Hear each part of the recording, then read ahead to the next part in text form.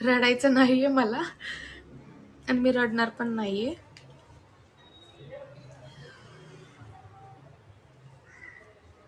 तो तिचा शेवटचा कॉल होता की हेलो सुन ना, कुछ भी कर और मेरे को ना हॉस्पिटल में लेके जा, मेरी तबीयत म्हणजे तिला त्रास होत होता.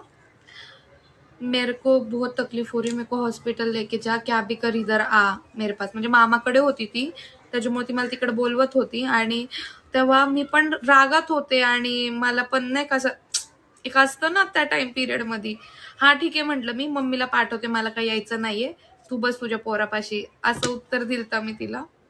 आणि मला त्या गोष्टीचं गिल्ट आहे की नाही काश मे बी जर मी त्या दिवशी गेले असते तर मला एकदा तरी तिला समोरनं बघता आलं असतं, हात लावता आलं असतं, तिला काय बोलायचं असं काय बोलायचं होतं नाही माहित. कधी वाटलं नव्हतं असं होईल. आणि हॉस्पिटलमधनं पण एकदा कॉल आलता, तेव्हा ती एकच शब्द बोलली होती मला की आता मला कळलंय की मी नाही येणार आहे परत, जे व्हायचं होतं, जे नव्हतं व्हायचं ते झालंय, तू काळजी घे. मी तुला एक गोष्ट मागितली होती जी तू पूर्ण नाही केलीस, आता तू त्या गोष्टींबद्दल लय पस्तवशील. ती मला नेहमी म्हणायची मी आहे तोपर्यंत तुझी मज्जा आहे, तुला न सांगता समजून घेणारी व्यक्ती आहे तुझ्याकडं, मी गेल्यानंतर कोण नाहीये तुझं, ना तुझे आईबाप, भाऊ, मामा मामी, कोणच नाहीये तुझं, तू एकटी पडशील, तर माझं ऐक आणि ही गोष्ट कर. आणि तेव्हा मी माझ्या ॲटिट्यूड मध्ये होते, ती गोष्ट मला करायची नव्हती.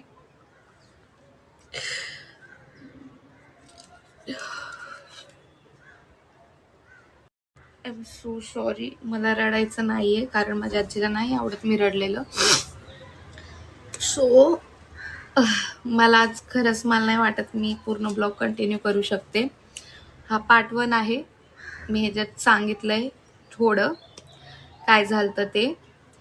पार्ट 2 मध्ये मी ती गोष्ट काय होती ती सांगन. तर कंटिन्यू माझा ब्लॉग बघत राहावा.